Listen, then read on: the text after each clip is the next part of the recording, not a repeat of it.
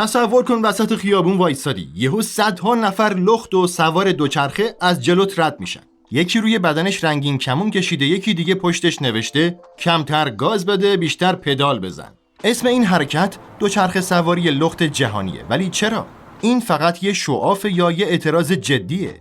بیاین برگردیم به سال 2004 اسپانیا، شهر زاراگوزا. یه گروه کوچیک تصمیم گرفتن با یه روش عجیب پیامشون رو به دنیا برسونن. نه با پلاکارد، نه با تجمع، با دوچرخه و بدن لخت. کمتر از چند سال این حرکت مثل آتیش توی علف خشک از اروپا پرید به آمریکا، کانادا، نیوزیلند و حتی بریتانیا. الان بیش از 50 کشور هر سال این فستیوالو دارن. شهرهایی مثل لندن، پورتلند، ونکوور، آمستردام، مکزیکو سیتی، حتی بعضی نقاط آسیا. پورتلند رکورد عجیبی داره. یه سال 10,000 نفر لخت اومدن وسط خیابون و رکاب زدن. تاریخ برگزاری بستگی به کشور داره، ولی معمولاً بین خرداد تا شهریور که هوا گرم‌تره. جالب اینجاست که هیچ سازمان یا دولت رسمی پشتش نیست. همه چیز خودجوشه و توسط مردم عادی شکل میگیره. و البته یه شعار معروف دارن: از بر از یو در، یعنی تا جایی که جرأت داری لخت شو. بعضیا فقط لباس بالا رو در میارن، بعضیام شورت هم نمیذارن، بعضیام بدنشون رو با رنگ، طرح و شعارهای عجیب میپوشونن. خلاصه هر کسی سبک خودشو داره. شاید داری فکر میکنی آخه چرا باید وسط خیابون لخت و چرخ سواری کرد؟ این چه ربطی به اعتراض داره؟ اول اینکه وقتی لباساتو در میاری داری خود واقعیتو نشون میدی. پیامش اینه که باید بدنمون رو همون جوری که هست دوست داشته باشیم و طبیعت مثل بدن ما آسیب پذیره. دوم، این فستیوال اعتراضیه به این واقعیت که توی تبلیغات و رسانه ها بدن آدما یا باید مطابق یه استاندارد عجیب باشه یا اصلا نباید دیده بشه. سوم، وقتی لخت باشی همه نگاه میکنن.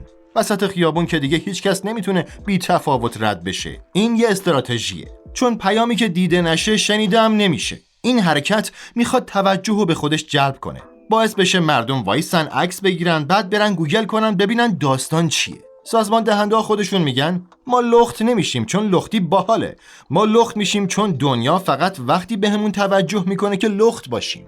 اونا میگن این اعتراض به فرهنگ ماشین محوره، یعنی شهری که برای ماشین ها ساخته شده نه آدما. پیاده رو تنگ، دوچرخه سوار جاش تنگتر، ولی ماشینا مثل پادشاه توی خیابونا جلون میدن. حالا که فهمیدیم چرا لخت میشن، بریم سر اصل موضوع. پیام این حرکت چیه؟ اول اینکه اعتراض به آلودگی هوا و مصرف سوختهای فسیلی. شاید بگی آلودگی هوا چقدر میتونه بد باشه؟ ببین، طبق گزارش WHO، منظور همون سازمان جهانی بهداشته، سالانه بیش از 4 میلیون نفر فقط به خاطر آلودگی هوا جونشون از دست میدن. یعنی یه بحران جدی. دوم، تشویق به استفاده از دوچرخه و کم کردن ماشینا. این حرکت میخواد مردم رو از پشت فرمون بکشه بیرون و بگه دوچرخه فقط یه وسیله نیست، یه سبک زندگیه، سبکی که هوا رو تمیزتر، آدما رو سالمتر و شهرها رو زنده تر میکنه. سوم، آزادی بدن و مبارزه با شرم بدنی یا همون بادی شیم. اینجا خبری از نگاه جنسی نیست، اینجا آزادیه. در واقع این فستیوال یه ترکیبیه از اعتراض، طبیعت، بدن، هنر خیابونی، آزادی و رسانه. آیا همه واقعاً لخت میان؟ قانون چیه؟ شاید الان داری میگی باشه بابا فهمیدیم اینا اعتراض دارن، پیام دارن، ولی جدی همشون لخت میان؟ هیچ پلیسی نمیگه آقا اون شورتتو بپوش؟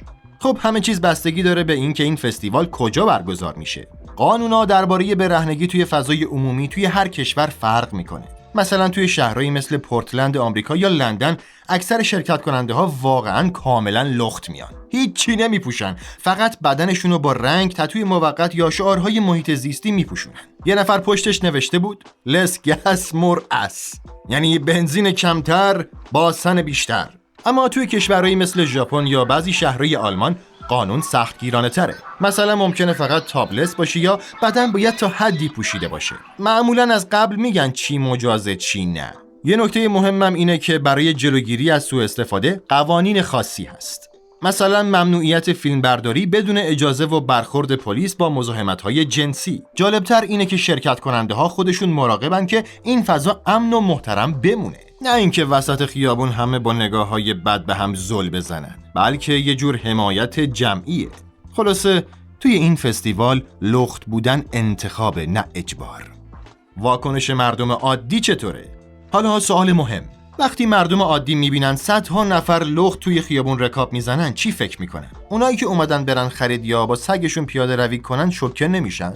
اول اینکه واکنشا خیلی متفاوته. بستگی داره تو کدوم کشور باشی، توی چه فرهنگی. ولی یه چیز قطعیه، هیچ کس بی تفاوت نمیمونه. مثلا توی کشورهایی مثل بریتانیا یا هلند که آزادی‌های فردی بیشتر پذیرفته شده، مردم با لبخند از کنار فستیوال رد میشن. بعضیام فیلم میگیرن، حتی بچه‌هاشونو میارن میگن نگاه کن مامان، آدمای رنگی. البته همیشه اینجوری نیست. بعضیا با تعجب، عصبانیت یا حتی تحقیر نگاه میکنن. اما نکته جالب اینه که شرکت کننده ها نه تنها این واکنش ها رو میپذیرن، بلکه اینم جزئی از پیامشه. حالا پلیس چی کار میکنه؟ توی بیشتر شهرهایی که این فستیوال سال هاست برگزار میشه پلیس هست، ولی برای محافظت نه سرکوب. مسیر رو میبندن، امنیت برقرار میکنن، گاهی خودشون هم همکاری میکنن. مثلا توی ونکوور یا لندن پلیس جلوی دوچرخه سوارها حرکت میکنه تا ماشینا نیان توی مسیر و کسی آسیب نبینه. و همین جادوی این فستیواله، چون باعث میشه مردم حرف بزنن، فکر کنن و حتی مخالفها نتونن بی تفاوت بمونن. تا اینجا همه چیز خوب و رنگی منگی بود، اما واقعیت اینه که همه طرفدار این فستیوال نیستن. WNBR با جنجالاش شناخته شده، چون هر حرکت متفاوت و خارج از عرف مخالفهایی داره. اولین انتقاد: این کار بی‌حیاییه نه اعتراض. بعضیا مخصوصا مذهبی‌ها و سنتی‌ها میگن این فقط یه نمایش جنسی عمومیه که عرف جامعه رو زیر سوال میبره. یه مخالف توی توییتر نوشته بود اگه میخواین طبیعت رو حفظ کنید برین درخت بکارین، نه اینکه وسط شهر لخت راه برین. دومین انتقاد: اثرگذار نیست. یه عده میگن خب که چی، شما لخت شدین، دوچرخه سواری کردین، آلودگی کم شد، ماشینا کمتر شدن، قانونی عوض شد.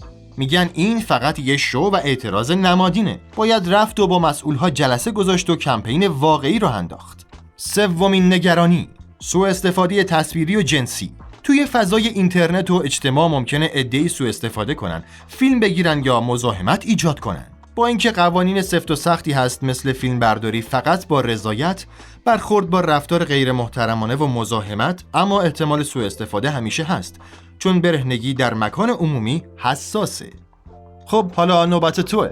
اگه یه همچین فستیوالی توی شهر یا کشور خودت برگزار بشه، تو جرأت داری شرکت کنی؟ حتما توی کامنت ها برام بنویس و اگه از این سبک محتوا خوشت میاد، سابسکرایب یادت نره.